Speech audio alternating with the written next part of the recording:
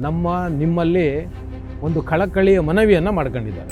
ಸಾರ್ವಜನಿಕರಲ್ಲಿ ಒಂದು ಮನವಿನ ಮಾಡ್ಕೊಂಡಿದ್ದಾರೆ ಅಷ್ಟೇ. ಇದು ಯಾವುದನ್ನು ಕೂಡ ಆದೇಶ ಅಲ್ಲ. ದೇಶ ಸಂಕಷ್ಟಕ್ಕೆ ಹೋಗೋದನ್ನು ತಡಿಬೇಕು. ಕಾಂಗ್ರೆಸ್ಸು ಮತ್ತು ಅದರ ಭ್ರಷ್ಟ ಕೂಟ ಇದೆಯಲ್ಲ ಈ ದೇಶದಲ್ಲಿ, ನರೇಂದ್ರ ಮೋದಿ ಅವರ ಆಡಳಿತದ ವೈಫಲ್ಯ ಇದು. ನಮ್ಮ ರಾಜ್ಯದಲ್ಲಿ ಒಬ್ಬರಿದ್ದಾರೆ ಹರಿಪ್ರಸಾದ್ ಅಂತ. ನಾನು ಇವ್ರನ್ನ ಹರಿಪ್ರಸಾದ್ ಅಂತ ಕರೆಯಲ್ಲ, ಕಾಂಗ್ರೆಸ್ ಹೈಕಮಾಂಡ್ನ ಪ್ರಸಾದ ಕರ್ನಾಟಕಕ್ಕೆ ಅಂತ ಕರೆಯೋಣ. ಏನಕ್ಕೆ ಅಂದರೆ ಈಯಪ್ಪ ಇಡೀ ಜೀವಮಾನದಲ್ಲಿ ಚುನಾವಣೆಗಳೇ ಗೆದ್ದಿಲ್ಲ, ಆದರೂ ಕೂಡ ಯಾವಾಗಲೂ ಅಧಿಕಾರದಲ್ಲಿರ್ತಾನೆ. ನಿನ್ನೆ ಒಂದು ಸ್ಟೇಟ್ಮೆಂಟ್ ಮಾಡಿದವರು, ಇವರೇನು ಸಗಣಿ ಭಕ್ತರು ನಿಮ್ಮ ಹೈಕಮಾಂಡ್ನ ಬೂಟ್ ನೆಕ್ಕೊಂಡು ನಿಮ್ಮ ಹೈಕಮಾಂಡಿಗೆ ಇನ್ನು ಏನೇನೋ ಬಕೆಟ್ಗಳನ್ನ ಹಿಡಿದು ಅಥವಾ ಇನ್ನು ಏನೇನೋ ಹಿಡಿದು ಕೇವಲ ನಿಮ್ಮ ಅಧಿಕಾರನ ಉಳಿಸ್ಕೊಳ್ಳೋದಕ್ಕೋಸ್ಕರ. ಹಾಗಾದರೆ ಹೇಳಿ, ಏನೋ ಪರಿಹಾರ ಹೇಳಿ. ಆಯಿತು, ಪ್ರಧಾನಮಂತ್ರಿಗಳು ಹೇಳಿದ್ದು ತಪ್ಪು ಅಂತ ನಾನು ಅನ್ಕೊಳ್ಳೋಣ, ಅದನ್ನಾದರೂ ಬೊಗಳ್ರಿ ಕಾಂಗ್ರೆಸ್ನವರು. ನಮ್ಮಲ್ಲಿ ಇನ್ನೊಬ್ಬರು ಇದ್ದಾರೆ, ಮಹಾನ್ ನಾಯಕರು, HK ಪಾಟೀಲ್ರು. ಪ್ರಧಾನಮಂತ್ರಿಗಳ ಭದ್ರತೆ ವಿಚಾರನೇ ಎತ್ತಿದ್ದೀರಿ ನೀವು. ಎರಡು ಪ್ರಧಾನಮಂತ್ರಿಗಳನ್ನ ಈ ದೇಶ ಕಳ್ಕೊಂಡಿದೆ. ನನ್ನ ವೈಯಕ್ತಿಕವಾಗಿ ಹೇಳ್ಬೇಕಂದ್ರೆ ನಿಜವಾಗ್ಲೂ ಕೂಡ ಭಯದ ವಿಚಾರ. ಈ ದೇಶದ ಒಳಗಡೆ ಇದ್ದಾರಲ್ಲ ದೇಶದ್ರೋಹಿಗಳು, ಇಲ್ಲಿನ ಅನ್ನನ ತಿಂದು ಈ ದೇಶಕ್ಕೆ ದ್ರೋಹನ ಬಗೆಯುವಂಥ ಸಾಕಷ್ಟು ಜನ ದೇಶದ್ರೋಹಿಗಳು ಈ ದೇಶದಲ್ಲಿದ್ದಾರಲ್ವ.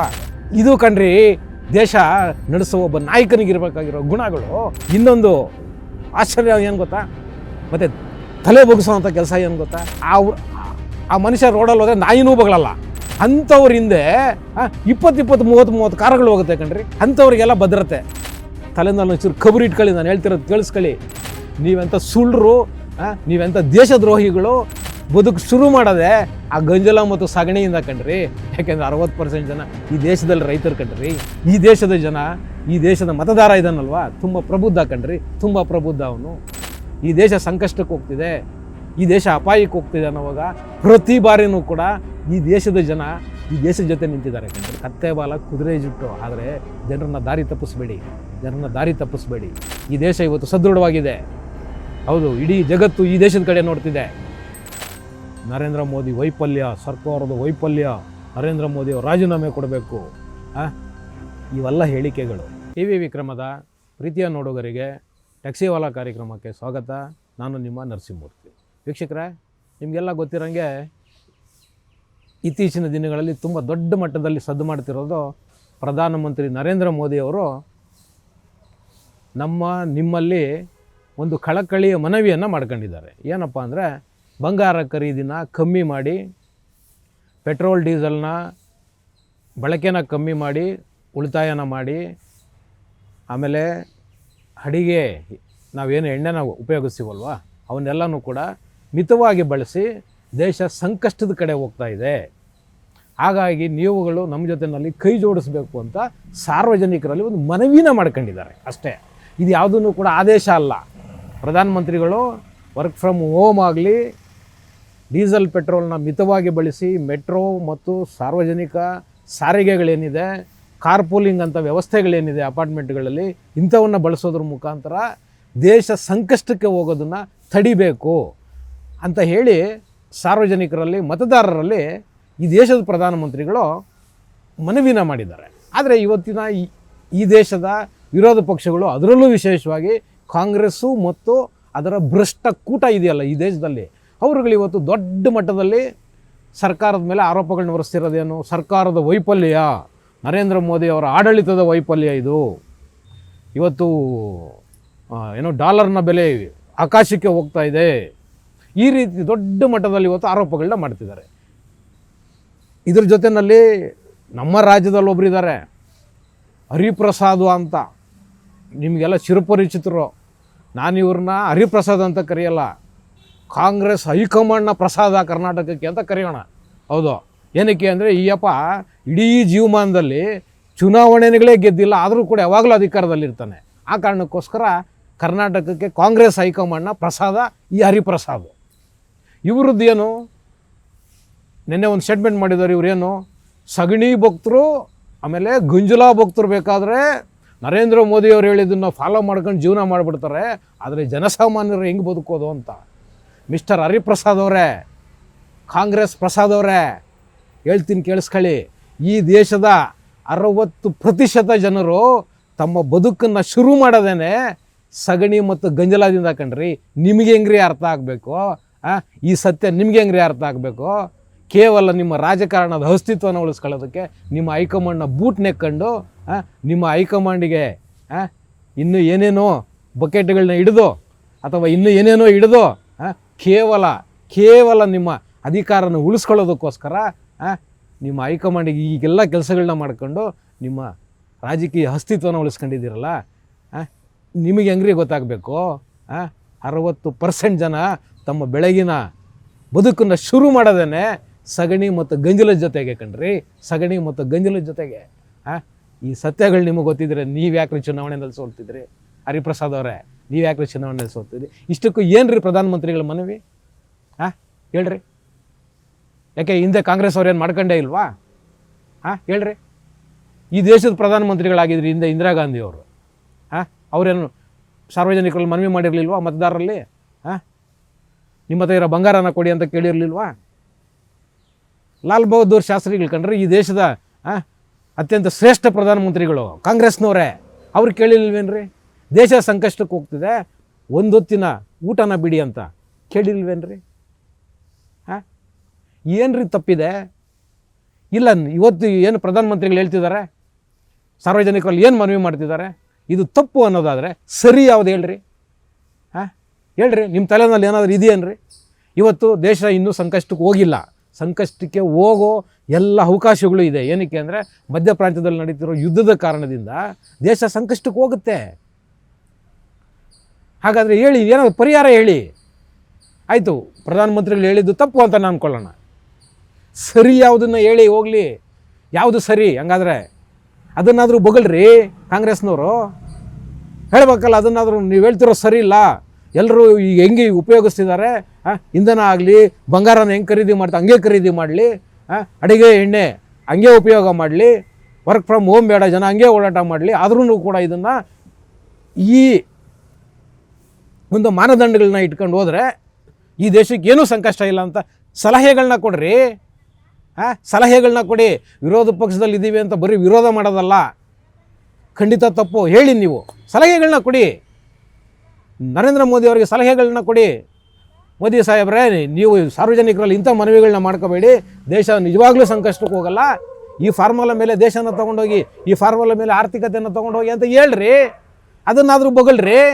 ಅದನ್ನು ಬಿಟ್ಬಿಟ್ಟು ಜನರನ್ನ ಇವತ್ತು ದಾರಿ ತಪ್ಪಿಸಿದ್ದೀರ ನೀವು. ದಾರಿ ತಪ್ಪಿಸಿದ್ದೀರ. ನಮ್ಮಲ್ಲಿ ಇನ್ನೊಬ್ಬರು ಇದ್ದಾರೆ, ಮಹಾನ್ ನಾಯಕರು, ಎಚ್ ಕೆ ಪಾಟೀಲ್ ಸಾಹೇಬ್ರೆ, ನಿಮ್ಮ ಮೇಲೆ ನನಗೆ ತುಂಬ ದೊಡ್ಡ ಅಭಿಮಾನ ಇದೆ, ನಿಮ್ಮ ಮೇಲೆ ಭಕ್ತಿ ಇದೆ, ಗೌರವ ಇದೆ. ಆ ಕಾರಣಕ್ಕೆ ಕೇಳ್ತಿದ್ದೀನಿ. ನೀವು ನನ್ನ ಏನು ಹೇಳಿದ್ದೀರಿ? ಪ್ರಧಾನಮಂತ್ರಿಗಳೇ, ನೀವು ಜನರಲ್ಲಿ ಅಹವಾಲನ್ನು ಇಟ್ಬಿಟ್ಟು ನಿಮ್ಮ ಹಿಂದೆ 200 ಕಾರುಗಳನ್ನ ಕರ್ಕೊಂಡು ಕಾನ್ವಾಯ್ ಹೋಗ್ತೀರ ನೀವು ಅಂತ ಕೇಳ್ತಿದ್ದೀರಿ. ಎಚ್ ಕೆ ಪಾಟೀಲ್ರೇ, ಈ ವಿಚಾರನ ಬೇರೆ ನಿಮ್ಮ ಕಾಂಗ್ರೆಸ್ಸಲ್ಲಿ ಯಾರಾದರೂ ಎಳಸುಗಳಿದಾರಲ್ಲ, ಆ ಎಳಸುಗಳು ಹೇಳಿದ್ದಿದ್ರೆ ಖಂಡಿತ ಅದನ್ನು ನಾನು ಸೀರಿಯಸ್ ಆಗಿ ತಗೊಂತಿರಲಿಲ್ಲ. ಆದರೆ ನೀವು ತುಂಬ ಅನುಭವಿ ರಾಜಕಾರಣಿ, ಮತ್ತು ಈ ದೇಶದ 2 ಪ್ರಧಾನಮಂತ್ರಿಗಳನ್ನ ಕಳ್ಕೊಂಡಿದ್ದೀವ್ರಿ ನಾವು, ನಿಮಗೆ ಗೊತ್ತಿದೆ ಚೆನ್ನಾಗಿ. ಆದರೆ ಸಾಕಷ್ಟು ಜನ ಇತಿಹಾಸ ಗೊತ್ತಿಲ್ಲದಿರೋಲ್ಲಿ ಕಾಂಗ್ರೆಸ್ ಅವರು ಇದನ್ನು ಹೇಳಿದ್ದಿದ್ರೆ ನಾವು ಮಾತಾಡ್ತಿರಲಿಲ್ಲ. ಆದರೆ ನೀವಿವತ್ತು ಪ್ರಧಾನಮಂತ್ರಿಗಳ ಭದ್ರತೆ ವಿಚಾರನೇ ಎತ್ತಿದ್ದೀರಿ. ನೀವು ಭದ್ರತೆ ವಿಚಾರನೇ ಎತ್ತಿದ್ದೀರಿ. 2 ಪ್ರಧಾನಮಂತ್ರಿಗಳನ್ನ ಈ ದೇಶ ಕಳ್ಕೊಂಡಿದೆ. ಇಷ್ಟೊಂದು ಸೂಕ್ಷ್ಮ ವಿಚಾರ ಇದ್ರೂ ಕೂಡ ಇವತ್ತು ನೀವೇನು ಹೇಳ್ತಿದ್ದೀರಿ, ಪ್ರಧಾನಮಂತ್ರಿಗಳು 200 ಕಾರ್ ಜೊತೆಲಿ ಕರ್ಕೊಂಡು ಹೋಗ್ತಾರೆ, ಆ ಮುಖಾಂತರ ತಡಿಬೇಕು ಅಂತ ನೀವು ಸ್ಟೇಟ್ಮೆಂಟ್ ಮಾಡೋದಕ್ಕಿಂತ ಮುಂಚೆನೇ ಈ ದೇಶದ ಪ್ರಧಾನಮಂತ್ರಿಗಳು ಅಷ್ಟು ಬುದ್ಧಿವಂತಿಕೆ ಇದೆ ಅವರಿಗೆ. ಹೌದು, ಹಾಗಾಗಿನೇ ಅವರು ತಮಗೆ ಇರೋ SPG ಭದ್ರತೆಯಲ್ಲಿ 50% ಕಡಿತ ಮಾಡಿ ಅಂತ ಆದೇಶ ಮಾಡಿದ್ದಾರೆ. ನಿಜವಾಗ್ಲೂ ಕೂಡ ಇದು ನನ್ನ ವೈಯಕ್ತಿಕವಾಗಿ ಹೇಳ್ಬೇಕಂದ್ರೆ ನಿಜವಾಗ್ಲೂ ಕೂಡ ಭಯದ ವಿಚಾರ. ಏನಕ್ಕೆ ಅಂದರೆ ಈ ಪ್ರಪಂಚದಲ್ಲಿ ಯಾರಿಗೆಲ್ಲ ದೊಡ್ಡ ಮಟ್ಟದಲ್ಲಿ ಉಗ್ರಗಾಮಿಗಳಿಂದ ಥ್ರೆಟ್ ಇದೆ, ಅದರಲ್ಲಿ ಈ ದೇಶದ ಪ್ರಧಾನಮಂತ್ರಿ ನರೇಂದ್ರ ಮೋದಿಗಳು ಮೊದಲನೇ ಸ್ಥಾನದಲ್ಲಿ ನಿಲ್ತಾರೆ. ಆ ಮಟ್ಟಕ್ಕೆ ಅವರಿಗೆ ಥ್ರೆಟ್ ಇದೆ ರೀ, ಉಗ್ರಗಾಮಿಗಳಿಂದ ಇದೆ. ಈ ದೇಶದ ಒಳಗಡೆ ಇದ್ದಾರಲ್ಲ ದೇಶದ್ರೋಹಿಗಳು, ಇಲ್ಲಿನ ಅನ್ನನ ತಿಂದು ಈ ದೇಶಕ್ಕೆ ದ್ರೋಹನ ಬಗೆಯುವಂಥ ಸಾಕಷ್ಟು ಜನ ದೇಶದ್ರೋಹಿಗಳು ಈ ದೇಶದಲ್ಲಿದ್ದಾರಲ್ವ, ಅವರಿಂದ ಥ್ರೆಟ್ ಇದೆ ಕಣ್ರಿ, ಅವರಿಂದ ಥ್ರೆಟ್ ಇದೆ. ಆ ಕಾರಣಕ್ಕೆ ಪ್ರಧಾನಮಂತ್ರಿಗಳ ಭದ್ರತೆಯನ್ನು ಹೆಚ್ಚು ಮಾಡಬೇಕು. ಆದರೆ ಇವತ್ತು ಪ್ರಧಾನಮಂತ್ರಿಗಳಾದ ಯಾವುದನ್ನು ಕೂಡ ಲೆಕ್ಕಿಸದೆ ಈ ದೇಶದ ಆರ್ಥಿಕತೆ, ಈ ದೇಶ ಸಂಕಷ್ಟಕ್ಕೆ ಹೋಗ್ತಿದೆ ಅನ್ನೋ ಕಾರಣಕ್ಕೆ ತಮಗೆ ಇರೋ ಭದ್ರತೆಯಲ್ಲಿ 50 ಭಾಗ ಭದ್ರತೆನ ಕಮ್ಮಿ ಮಾಡಿ ಅಂತ ಆದೇಶ ಮಾಡಿದ್ದಾರೆ. ಇದು ಕಣ್ರಿ ಬದ್ಧತೆ, ಇದು ಬದ್ಧತೆ. ಕೇವಲ ಜನರ ಮುಂದೆ ತಮ್ಮ ಅಹವಾಲುಗಳನ್ನ ಇಟ್ಕೊಂಡು ನೀವು ಪೆಟ್ರೋಲ್ನ ಕಮ್ಮಿ ಮಾಡಿ, ಡೀಸೆಲ್ನ ಕಮ್ಮಿ ಮಾಡಿ, ಬಂಗಾರ ಖರೀದಿ ಮಾಡೋದನ್ನು ಕಮ್ಮಿ ಮಾಡಿ, ಅಡುಗೆ ಅನಿಲನ ಉಪಯೋಗಿಸೋದನ್ನು ಕಮ್ಮಿ ಮಾಡಿ ಅಂತ ಅಷ್ಟೇ ಹೇಳ್ತಿಲ್ಲ ಅವರು. ತಾವು ಕೂಡ ಅದನ್ನು ಅನುಷ್ಠಾನ ಮಾಡೋದ್ರ ಮುಖಾಂತರ ಜನರಿಗೆ ಮಾದರಿ ಆಗ್ತಿದ್ದಾರೆ. ಇದು ಕಣ್ರಿ ದೇಶ ನಡೆಸೋ ಒಬ್ಬ ನಾಯಕನಿಗಿರ್ಬೇಕಾಗಿರೋ ಗುಣಗಳು. ಆದರೆ ನೀವೇನ್ರಿ ಮಾಡ್ತಿದ್ದೀರ ಇವತ್ತು? ನೀವು ಅದನ್ನು ಫಾಲೋ ಮಾಡಿರಿ ಅಂತ ಹೇಳಿದ್ರೆ ನರೇಂದ್ರ ಮೋದಿ ಅವ್ರನ್ನ ದೂರ್ಕೊಂಡು ತಿರುಗ್ತಿದ್ದೀರಲ್ರಿ. ಇನ್ನೊಂದು ಆಶ್ಚರ್ಯ ಏನು ಗೊತ್ತಾ? ಮತ್ತು ತಲೆ ಬಗ್ಸೋವಂಥ ಕೆಲಸ ಏನು ಗೊತ್ತಾ? ಯಾರ್ಯಾರೋ ಕಣ್ರಿ, ಯಾರಿಗೋ ಭದ್ರತೆ ಕಣ್ರಿ ಇವತ್ತು. ನಮ್ಮ ಕರ್ನಾಟಕದಲ್ಲಿ ಹೇಳ್ತಿದ್ದೀನಿ ನಾನು, ಯಾರ್ಯಾರಿಗೋ ಕಣ್ರಿ. ಆ ಮನುಷ್ಯ ರೋಡಲ್ಲಿ ಹೋದರೆ ನಾಯಿನೂ ಬಗಳಲ್ಲ. ಅಂಥವ್ರ ಹಿಂದೆ 20-30 ಕಾರುಗಳು ಹೋಗುತ್ತೆ ಕಣ್ರಿ. ಅಂಥವ್ರಿಗೆಲ್ಲ ಭದ್ರತೆ.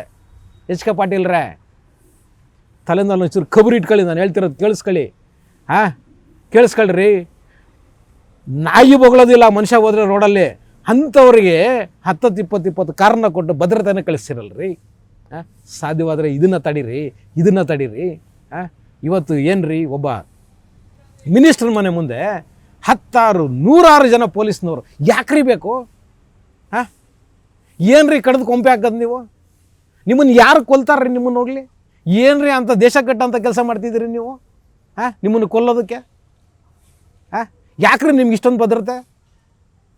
ಇದನ್ನು ಕಣ್ರಿ ಪ್ರಧಾನಮಂತ್ರಿಗಳು ಹೇಳಿದ್ದು. ಈ ಥರ ದುಂಡು ವೆಚ್ಚಗಳನ್ನ ಮಾಡ್ತಿದ್ದೀರಲ್ಲ, ಬೇಡದೇ ಇರೋ ವೆಚ್ಚಗಳನ್ನ ಮಾಡ್ತಿದ್ದೀರಲ್ಲ, ಸೆಕ್ಯೂರಿಟಿ ಬೇಡದೇ ಇರೋರಿಗೆಲ್ಲ ಸೆಕ್ಯೂರಿಟಿ ಕೊಟ್ಟಿದ್ದೀರಲ್ಲ, ಅಂಥವನ್ನ ಕಮ್ಮಿ ಮಾಡಿ ಎಲ್ಲೆಲ್ಲಿ ಉಳಿಸೋದಕ್ಕಾಗತ್ತೆ ಉಳಿಸಿ ನೀವು ಕೂಡ ದೇಶ ಕಟ್ಟೋದ್ರಲ್ಲಿ ಭಾಗವಹಿಸ್ರಿ. ಅದನ್ನು ಬಿಟ್ಬಿಟ್ಟು ಪ್ರಧಾನಮಂತ್ರಿಗಳು ಹೇಳೋದನ್ನು ಸರ್ಕಾರದ ವೈಫಲ್ಯ, ಅವರ ವೈಫಲ್ಯ, ಅವರ ಆಡಳಿತದ ವೈಫಲ್ಯ, ಅದನ್ನು ಮುಚ್ಕೊಳ್ಳೋದಕ್ಕೆ ಜನರ ತಲೆ ಮೇಲೆ ಹಾಕ್ತಿದ್ದಾರೆ ಅಂತ ಹೇಳಿ ಜನರನ್ನ ಯಾಕ್ರಿ ದಿಕ್ಕು ತಪ್ಪಿಸ್ತೀರಿ? ಮತ್ತು ನೀವು ದಿಕ್ಕು ತಪ್ಸೋಕೆ ಆಗೋದಿಲ್ಲ. ಯಾಕೆಂದರೆ ನೀವೆಂಥ ಸುಳ್ಳರು, ನೀವೆಂಥ ದೇಶದ್ರೋಹಿಗಳು, ನೀವೆಂಥ ಧರ್ಮದ್ರೋಹಿಗಳು ಅಂತ ಈ ದೇಶದ ಜನರಿಗೆ ಈಗಾಗಲೇ ಗೊತ್ತಾಗಿದೆ. ಅದಕ್ಕೆ ಪ್ರಧಾನಮಂತ್ರಿಗಳು ಏನಾದರೂ ಹೇಳಿದ್ರೆ ಈ ದೇಶದಲ್ಲಿ ಹೆಚ್ಚು ಕಮ್ಮಿ 60-75% ಜನ ಖಂಡಿತ ಫಾಲೋ ಮಾಡ್ತಾರ್ರಿ. ಹರಿಪ್ರಸಾದ್ ಅವರೇ, ನೀವು ಹೇಳಿದ್ರಲ್ಲ ಸಗಣಿ ಭಕ್ತರು, ಆಮೇಲೆ ಗಂಜಲ ಭಕ್ತರು, ಈ ದೇಶದ 60% ಭಕ್ತರು ಅವರೇ ಕಣ್ರಿ. ಅವರೇ. ಹಂಗಾದ್ರೆ ನೀವೇ ಒಪ್ಕೊಂಡ್ರಲ್ಲ ಈಗ. 60% ಜನ ಪ್ರಧಾನಮಂತ್ರಿಗಳು ಹೇಳೋದನ್ನ ಕೇಳ್ತಾರೆ ಅಂದಂಗೆ ಆಯಿತು. ಯಾಕೆಂದರೆ ನಾನು ಆಗಲೇ ಹೇಳಿದ್ನಲ್ಲ, ಈ ದೇಶದಲ್ಲಿ 60% ಜನ ಬದುಕು ಶುರು ಮಾಡೋದೆ ಆ ಗಂಜಲ ಮತ್ತು ಸಗಣಿಯಿಂದ ಕಣ್ರಿ. ಯಾಕೆಂದರೆ 60% ಜನ ಈ ದೇಶದಲ್ಲಿ ರೈತರು ಕಣ್ರಿ. ಇವತ್ತು ಆ ಗಂಜಲ ಮತ್ತು ಸಗಣಿನೇ ಅವರ ಬದುಕಿನ ಒಂದು ಅವಿಭಾಜ್ಯ ಅಂಗ ಕಣ್ರಿ.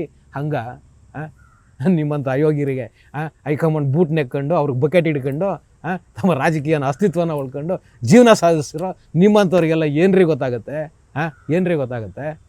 ನೀವೇನು ತಿಳ್ಕೊಂಡಿದ್ದೀರಿ? ಒಂದು ದೇಶ ಅಂದರೆ ಬರೀ ಕಾಶ್ಮೀರದಿಂದ ಕನ್ಯಾಕುಮಾರಿವರೆಗೂ ಅಂತ ಅಂದ್ಕೊಂಡಿದ್ದೀರಿ. ಅದು ಕೇವಲ ಭೌಗೋಳಿಕ ಪ್ರದೇಶ ಕಣ್ರಿ, ಒಂದು ಜಿಯೋಗ್ರಫಿಕಲ್ ಏರಿಯಾ ಅದು. ಆದರೆ ದೇಶ ಅಂದರೆ ಅದಲ್ಲ ಕಣ್ರಿ. ದೇಶ ಅಂದರೆ ಏನು ಅನ್ನೋದನ್ನು ನರೇಂದ್ರ ಮೋದಿಯವ್ರನ್ನ ನೋಡ್ಕೊಳ್ಳಿರಿ.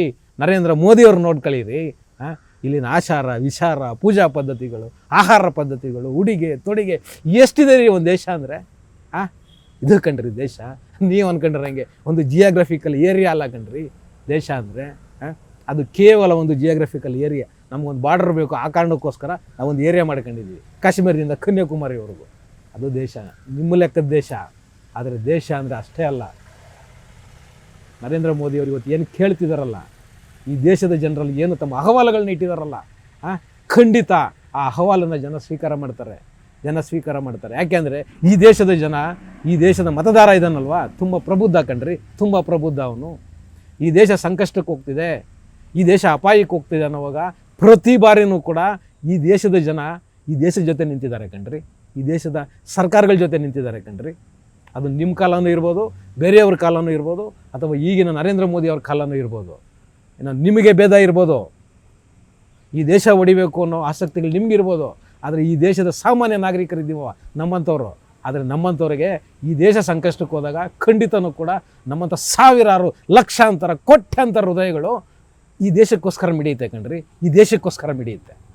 ಹೌದು, ಅಂತಹ ಒಂದು ಅಹವಾಲನ್ನು ಇವತ್ತು ಈ ದೇಶದ ಘನತೆ ವ್ಯಕ್ತ ಪ್ರಧಾನಮಂತ್ರಿಗಳು ಜನರ ಮುಂದೆ ಇಟ್ಟಿದ್ದಾರೆ ಕಣ್ರಿ, ಜನರ ಮುಂದೆ ಇಟ್ಟಿದ್ದಾರೆ. ಏನು ತಪ್ಪಿದೆ? ಸಾಧ್ಯವಾದರೆ ನೀವೂ ಕೂಡ ಪ್ರಧಾನಮಂತ್ರಿಗಳು ಹೇಳಿರೋದನ್ನು ಅನುಸರಿಸಿ ನೀವು ಕೂಡ ಜನರಿಗೆ ಮಾದರಿಯಾಗಿ, ನೀವು ಮಾದರಿ ಆಗೋದಕ್ಕೆ ನಿಮಗೆ ಇಷ್ಟ ಇಲ್ಲ ಅಂದರೆ ಕತ್ತೆ ಬಾಲ ಕುದುರೆ ಜುಟ್ಟು, ಆದರೆ ಜನರನ್ನ ದಾರಿ ತಪ್ಪಿಸ್ಬೇಡಿ. ಈ ದೇಶ ಇವತ್ತು ಸದೃಢವಾಗಿದೆ. ಹೌದು, ಇಡೀ ಜಗತ್ತು ಈ ದೇಶದ ಕಡೆ ನೋಡ್ತಿದೆ. ಆದರೆ ನಿಮಗೆ ಅದನ್ನು ಅರಗಿಸ್ಕೊಳ್ಳೋಕ್ಕಾಗ್ತಿಲ್ಲ. ಯಾಕೆಂದರೆ ನಿಮ್ಮ ಒಂದು ಸಿದ್ಧಾಂತ ಇದೆಯಲ್ಲ, ನಿಮ್ಮ ಕಾಂಗ್ರೆಸ್ಸು ಮತ್ತು ನಿಮ್ಮ ಭ್ರಷ್ಟ ಕೂಟದ ಸಿದ್ಧಾಂತ, ಈ ದೇಶ ಇವತ್ತು ಬಡತನದಲ್ಲಿರಬೇಕು, ಈ ದೇಶದ ಜನ ಇವತ್ತು ಅವಿದ್ಯಾವಂತರಾಗಿರ್ಬೇಕು, ಅನಕ್ಷರಸ್ಥರಾಗಿರ್ಬೇಕು. ಆ ಮುಖಾಂತರ ನಿಮ್ಮ ರಾಜಕಾರಣನ, ನಿಮ್ಮ ರಾಜಕೀಯನ, ನಿಮ್ಮ ಅಧಿಕಾರನ ಉಳಿಸ್ಕೊಳ್ಳೋದೇ ನಿಮ್ಮ ಉದ್ದೇಶಗಳು. ಆ ಕಾರಣಕ್ಕೆ ಇವತ್ತು ದೇಶದಲ್ಲಿ 65-70 ವರ್ಷ ಆದರೂ ಏನಕ್ಕೆ ಇಷ್ಟೊಂದು ಬಡತನ, ಅನಕ್ಷರಸ್ಥರು, ನಿರುದ್ಯೋಗ ಇತ್ತು? ಯಾಕೆ? ನಿಮ್ಮ ನೀತಿಗಳು, ಹೌದು, ನಿಮ್ಮ ವೈಯಕ್ತಿಕ ಆಸಕ್ತಿಗಳಿಗೋಸ್ಕರ ನೀವುಗಳು ಮಾಡ್ಕೊಂಬಂದ ಪಾಲಿಸಿಗಳಿತ್ತಲ್ಲ, ಆ ಪಾಲಿಸಿಗಳ ಕಾರಣ ದೇಶ ಇಷ್ಟು ವರ್ಷ ಹಿಂದೆ ಇತ್ತು. ಆದರೆ ಇವತ್ತು ದೇಶ ಆ ಮಟ್ಟದಲ್ಲಿ ಇಲ್ಲ. ದೇಶ ಇವತ್ತು ಸದೃಢವಾಗಿ ಬೆಳೀತಾ ಇದೆ, ಬೆಳೆದು ನಿಂತಿದೆ. ಆ ಕಾರಣಕ್ಕೋಸ್ಕರ ಪ್ರಧಾನಮಂತ್ರಿಗಳು ಹೇಳ್ತಿರೋದು, ನಾವು ಮತ್ತೆ ಹಿಂತಿರುಗಿ ನೋಡಬಾರ್ದು, ನಮ್ಮ ಹಿಂದಿನ ದಿನಗಳು ಮತ್ತೆ ಮರುಕಳಿಸಬಾರ್ದು ಅನ್ನೋ ಕಾರಣಕ್ಕೆ ಜನರಲ್ಲಿ ಈ ಒಂದು ಅಹವಾಲನ್ನು ಇಡ್ತಿರೋದು. ಅದಕ್ಕೋಸ್ಕರ ಅರ್ಥ ಮಾಡ್ಕೊಳ್ಳಿ, ಜನರನ್ನ ದಯವಿಟ್ಟು ದಿಕ್ ತಪ್ಪಿಸ್ಬೇಡಿ. ಸಾಧ್ಯವಾದರೆ ನೀವೂ ಕೂಡ ಅಳವಡಿಸ್ಕೊಳ್ಳಿ. ಎಲ್ಲೆಲ್ಲಿ ಸಾಧ್ಯ ಆಗುತ್ತೋ ಅಲ್ಲಲ್ಲಿ ಜನರ ತೆರಿಗೆ ದುಡ್ಡನ್ನು ಉಳಿಸಿ ಈ ದೇಶ ಸದೃಢವಾಗಿರೋದಕ್ಕೆ ನಿಮ್ಮ ಒಂದು ಅಳಿಲು ಸೇವೆ ಆದರೂ ಮಾಡಿ. ಅದನ್ನು ಬಿಟ್ಬಿಟ್ಟು ನರೇಂದ್ರ ಮೋದಿ ವೈಫಲ್ಯ, ಸರ್ಕಾರದ ವೈಫಲ್ಯ, ನರೇಂದ್ರ ಮೋದಿಯವರು ರಾಜೀನಾಮೆ ಕೊಡಬೇಕು, ಇವೆಲ್ಲ ಹೇಳಿಕೆಗಳು. ದೇಶ ಸಂಕಷ್ಟದಲ್ಲಿದ್ದಾಗ ಎಲ್ಲರೂ ಕೂಡ ಕೈ ಜೋಡಿಸೋಣ. ನೀವು ವೈಯಕ್ತಿಕವಾಗಿ ನರೇಂದ್ರ ಮೋದಿನ ಟೀಕೆ ಮಾಡ್ಕೊಳ್ಳಿ, ನಮ್ಮದೇನು ಅಭ್ಯಂತರ ಇಲ್ಲ, ಖಂಡಿತ ನಮ್ಮದೇನು ಅಭ್ಯಂತರ ಇಲ್ಲ.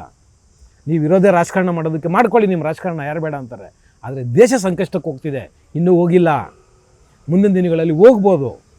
ಕಾಂಗ್ರೆಸ್ನ ವರಪ್ರಸಾದ, ಹರಿಪ್ರಸಾದ, ಕೇಳಿಸ್ಕೊ ಹೇಳ್ತೀನಿ, ಏನಕ್ಕೆ ಪ್ರಧಾನಮಂತ್ರಿಗಳು ಈ ಅಹವಾಲನ್ನು ಹಿಡಿತಿದ್ದಾರೆ ಅಂದರೆ, ನಮಗೆ ಏನು ಪೆಟ್ರೋಲು, ಡೀಸಲ್ಲು, ಈ ಪೆಟ್ರೋಲಿಯಂ ಪ್ರಾಡಕ್ಟ್ಸ್ ಇದೆಯಲ್ಲ, ಇದೆಲ್ಲನೂ ಕೂಡ ನಮ್ಮ ದೇಶದಲ್ಲಿ ನಾವು ಮಾಡ್ಕೊತಾ ಇಲ್ಲ. ನಾವಿನ್ನೂ ಸ್ವಾವಲಂಬಿಗಳಾಗಿಲ್ಲ ಈ ವಿಚಾರದಲ್ಲಿ. ನಮಗೆ ಹೊರಗಡೆಯಿಂದ ಬರಬೇಕು.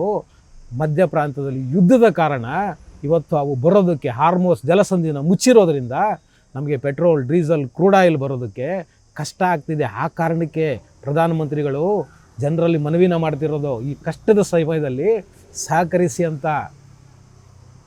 ಗೊತ್ತಾಯ್ತಾ? ಕಾಂಗ್ರೆಸ್ನ ಪ್ರಸಾದ, ಹರಿಪ್ರಸಾದ ಅಷ್ಟೇ ಅಲ್ಲ, ನಮ್ಮದು ಏನು ಗೋಡನ್ಗಳಿದೆಯಲ್ಲ, ಫುಡ್ ಗೋಡನ್ಗಳು ಕೊಳಿತಾ ಇದೆ ಕಣ್ರಿ. ಅಕ್ಕಿ, ರಾಗಿ, ಗೋಧಿ, ಜೋಳ ಕೊಳಿತಾ ಇದೆ ಕಣ್ರಿ. ಆದರೆ ನಾವು ಇನ್ನೂ ಕೂಡ ಏನು